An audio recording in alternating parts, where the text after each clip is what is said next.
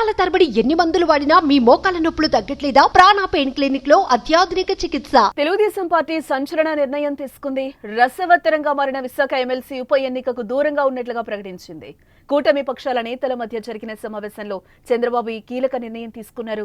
నిన్నటి వరకు అభ్యర్థుల కోసం వేట సాగించిన కూటమి నేడు ఊహించని విధంగా పోటీకి దూరంగా ఉండడం సంచలనం సృష్టిస్తోంది.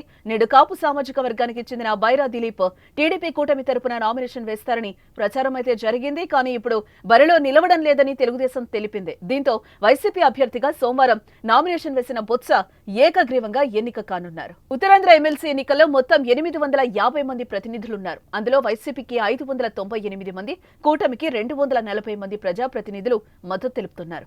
ఎన్నికల్లో గెలుపొందాలంటే మ్యాజిక్ ఫిగర్ 425గా ఉంది. అయితే 500 మంది ప్రజాప్రతినిధులు ఎవరికి ఓటు వేస్తే విజయం వారినే వరిస్తోంది. ఇప్పటికే తమ ప్రజాప్రతినిధులను వైసీపీ క్యాంపుకు తరలించింది. తమ నుంచి ఒక్క ఓటు కూడా పక్కకు పోకుండా వారందరినీ బెంగళూరులో ఉంచారు. అయితే ఈ సమయంలో వాళ్ళను కూటమి వైపు తిప్పుకోవడం మంచిది కాదని చంద్రబాబు అభిప్రాయపడ్డారు. దీంతో పోటీకి దూరంగా ఉండడం మంచిదని భావిస్తున్నారు. ఈ మేరకు జిల్లా నేతలతో మాట్లాడిన అనంతరం తన నిర్ణయం చెప్పారు. నిజానికి వైసీపీలో ఉన్నవారు చాలా మంది టీడీపీలోకి వచ్చేందుకు మొగ్గు చూపారు. దీంతో కూటమి తరపున పోటీ చేద్దామని స్థానిక టీడీపీ నేతలు అధిష్టానంపై ఒత్తిడి తెచ్చారు. కానీ పార్టీ ఫిరాయింపులకు ప్రోత్సహించడం మంచిది కాదని చంద్రబాబు పార్టీ నేతలకు స్పష్టం చేశారు. గెలవాలంటే పెద్ద కష్టం కాదు, కానీ హుందా రాజకీయాలు చేద్దామని చెప్పారు ఆయన. చంద్రబాబు నిర్ణయానికి పార్టీ నేతలు ఓకే చెప్పడంతో పోటీ నుంచి టీడీపీ తప్పుకున్నట్లయింది.